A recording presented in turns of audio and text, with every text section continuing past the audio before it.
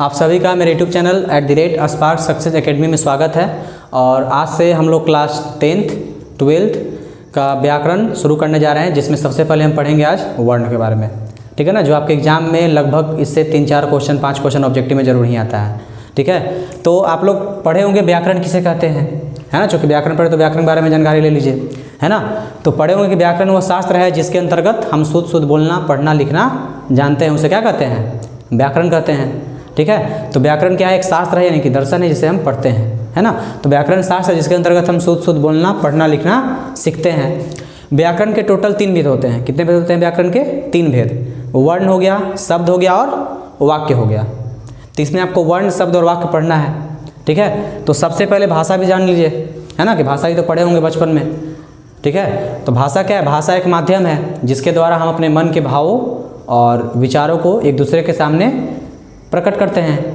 भाषा ही है वो माध्यम, है ना, कि भाषा के द्वारा ही हम किसी भी चीज़ को बोल करके मतलब लिख करके या संकेतों के द्वारा हम एक दूसरे के सामने प्रकट कर या बोल पा रहे हैं, है ना। अगर भाषा नहीं होता तो शायद, है ना, हम मतलब एक दूसरे के सामने अपने मन के भाव और विचारों को व्यक्त नहीं कर पाते। तो भाषा क्या है? एक माध्यम है जिसके द्वारा हम अपने मन के भाव या विचारों को एक दूसरे के सामने प्रकट करते हैं। भाषा जानते हैं कि भाषा 3 प्रकार के होते हैं, लिखित भाषा, मौखिक भाषा और सांकेतिक भाषा। तो लिखित भाषा का मतलब कि जब हम अपने मन के भाव या विचारों को लिख करके प्रकट करते हैं उसे क्या कहते हैं? लिखित भाषा। मौखिक भाषा यानी कि मतलब बोल करके, यानी कि, है ना, मतलब जब हम अपने मन के भाव या विचारों को किसी दूसरे के सामने मतलब बोल कर प्रकट करते हैं उसे मौखिक भाषा। और जब हम संकेतों के द्वारा यानी कि इशारों के द्वारा प्रकट करते हैं उसे सांकेतिक भाषा कहते हैं। ठीक है, तो भाषा लिखित भाषा, मौखिक भाषा और सांकेतिक भाषा। तो ये सब आपका बेसिक था या पढ़े हुए हैं, है ना। लेकिन जो मेन पढ़ना है अब देखिए यहाँ से वर्ण। तो सबसे पहला आपका वर्ण है। तो वर्ण क्या कहता है कि वर्ण हम उस मूल ध्वनि को कहते हैं जिसका हम खंड या टुकड़ा नहीं कर सकते हैं, यानी कि जो हमारे मतलब उच्चारण के अनुसार जो ध्वनि निकल रहा है और वैसा ध्वनि जिसका हम खंड या टुकड़ा नहीं करेंगे उसको हम वर्ण कहेंगे। वर्ण का कुल संख्या कितना होता है? 52। ये वाला याद रखिएगा, ये पूछता है आपके एग्जाम में। वर्ण की कुल संख्या 52 होती है। और वर्ण कितने प्रकार के होते हैं? तो 2 प्रकार के। एक होता है स्वर वर्ण, है ना, और दूसरा आपका होता है व्यंजन वर्ण। तो स्वर वर्ण देखिए, सबसे इसमें पहले देखना है स्वर वर्ण। तो स्वर वर्ण का मतलब क्या होता है? वैसा वर्ण जिसका उच्चारण स्वतः होता है, यानी कि इसके उच्चारण करने में हमें किसी अन्य वर्ण की सहायता लेना नहीं पड़ता, उसे क्या कहते हैं? स्वर वर्ण कहते हैं, है ना। वैसा वर्ण जिसका उच्चारण स्वतः होता है, यानी कि अपने आप होता है, इसके उच्चारण में किसी अन्य वर्ण का सहायता नहीं लिया जाता है, उसे क्या कहते हैं? स्वर वर्ण। स्वर वर्ण का संख्या कितना होता है? 11। ठीक है, और स्वर वर्ण 3 प्रकार के होते हैं। ह्रस्व स्वर, दीर्घ स्वर, संयुक्त स्वर। ह्रस्व स्वर का मतलब जिसको बोलने में कम समय लगता है, जिसको बोलने में कम समय लगे, जैसे कि अ, हर्षई, हर्षऊ, री। इसका संख्या कितना होगा टोटल? 4। दीर्घ स्वर जिसको बोलने में ह्रस्व स्वर के तुलना में अधिक समय लगता है, इनसे बोलने में कम समय लगता है और इसके बोलने में इसके तुलना में अधिक समय लगता है, तो क्या कहते हैं? दीर्घ स्वर। इसका संख्या 3। आ हो गया, दीर्घ ई हो जाएगा, दीर्घ ऊ हो जाएगा। संयुक्त स्वर यानी कि जो ह्रस्व और दीर्घ स्वर के मेल से बनता है उसे कहते हैं संयुक्त स्वर, है ना। इसके उच्चारण में इन दोनों के अपेक्षा ज़्यादा समय लगता है, उसे क्या कहेंगे? संयुक्त स्वर कहेंगे। इसका भी संख्या कितना होता है? 4। ए, ऐ, ओ और औ। तो देखिए 4 4 8 8 3 11, 11 आपका हो गया। अब आगे देखिएगा, इसके आगे आपका दूसरा है व्यंजन वर्ण। तो व्यंजन वर्ण कहा जाता है कि वैसा वर्ण जिसका उच्चारण हम स्वर वर्णों की सहायता से करते हैं, यानी कि जिसका उच्चारण बिना स्वर वर्णों की सहायता से नहीं किया। जैसे क बोलेंगे तो क में आ रहा है, ग तो ग में आ रहा है, का बोलिए, है ना। तो इस तरीके से जिसका उच्चारण किसके सहायता से होगा? स्वर वर्णों की सहायता से होता है। तो स्वर वर्ण मतलब सॉरी, है ना, व्यंजन वर्णों की संख्या होता है टोटल 33। कितना संख्या होता है? 33। ठीक है, वैसा वर्ण जिसका उच्चारण स्वर वर्णों की सहायता से हो उसे कहेंगे व्यंजन वर्ण। इसका संख्या कुल 33 होती है ना।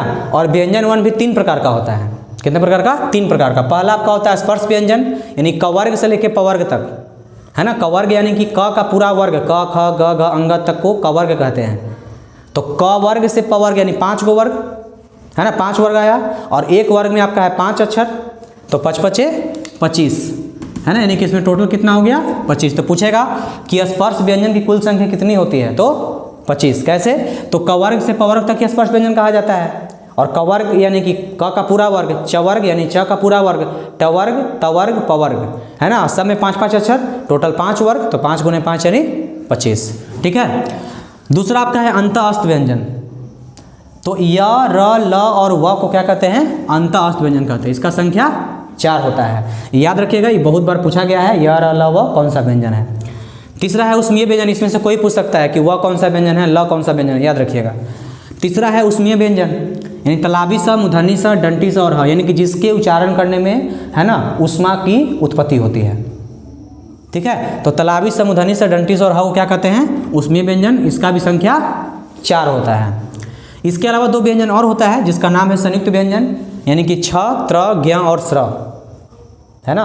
छ, त्र, ज्ञ और स्र को क्या कहते हैं? संयुक्त व्यंजन कहते हैं। इसका भी संख्या 4 ही होता है। ठीक है, एक और होता है उच्छिप्त व्यंजन, इसको हम कहते हैं तल बिंदु। ठीक है, तो ड और ढ के नीचे बिंदु बैठाने से, है ना, ड और ढ के नीचे बिंदु बैठाने से जिस वर्ण का निर्माण होता है, जैसे अड़, अड़, यही कहा जाता है ना।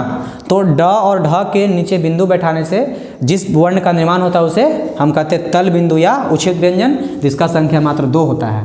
ठीक है, और 2 बच गया था आ, ई में से, है ना, चूंकि स्वर वर्ण में है ना मतलब 11 और होता है टोटल 13 अक्षर, तो 2 को बच गया था अन और अ, तो अन और अ को आयोगवाह कहते हैं। ठीक है, तो इस तरीके से आपका टोटल वर्ण कितना हो गया, सॉरी वर्ण टोटल अभी बताया था शुरू में कि वर्ण टोटल होता है 52, है ना। कैसे कैसे देखिए, स्वर वर्ण का संख्या टोटल कितना 11 हो गया, व्यंजन वर्ण का संख्या टोटल कितना हो गया 33 हो गया, है ना। और अभी देखिए आप 2 को व्यंजन इधर है, संयुक्त व्यंजन उच्छिप्त व्यंजन, तो 4 और 2 6, है ना, प्लस 6 कर दीजिए। इसके बाद आयोगवाह हो गया 2 को। ठीक है, तो कितना हो गया 44 और 6 50 और 2 52, यानी कि टोटल इस तरीके से आपका कुल वर्ण कितना होता है 52 वर्ण होता है। तो वर्ण आपका यहीं पे खत्म नहीं होता, इसके बाद उच्चारण स्थान आता है। और यह वीडियो जो है 10th क्लास और 12th क्लास के दोनों के लिए बनाया गया, चूँकि इसे परिभाषा नहीं लिखे हैं, क्योंकि आपके एग्जाम में परिभाषा नहीं पूछता है, आपके एग्जाम में ऑब्जेक्टिव पूछता है। तो आप इस वीडियो से समझ सकते हैं और आप मतलब इसमें मतलब ऑब्जेक्टिव टाइप तैयारी कर सकते हैं। ठीक है, चूँकि परिभाषा आपके एग्जाम में पूछता नहीं, तो परिभाषा बताएं क्या है ना। इसलिए आप सिर्फ मतलब पॉइंट पे ध्यान दीजिए, किसको कवर माने स्पर्श व्यंजन कहते हैं, किसको अंतस्थ कहते हैं, है ना। स्वर वर्ण में क्या होता है, स्वर्ण का कितना भेद होता है, व्यंजन वर्ण किस क्या होता है, व्यंजन का कितना भेद होता है। ठीक है, तो परिभाषा इसको नहीं याद करना है, बस याद रखिए कि कौन मतलब किसके अंतर्गत कौन कौन आता है। तो टोटल का संख्या याद रखिए 52, कैसे कैसे, स्वर वर्ण 11, व्यंजन वर्ण में 33, है ना, 6 हो गया और 2 व्यंजन मिला करके और 2 को आयोगवाह, इन टोटल 52 हो गया। ठीक है, तो आज के लिए इतना ही, और अगले पार्ट में इसका मतलब आपको अगला भाग मिलेगा। तब तक के लिए धन्यवाद।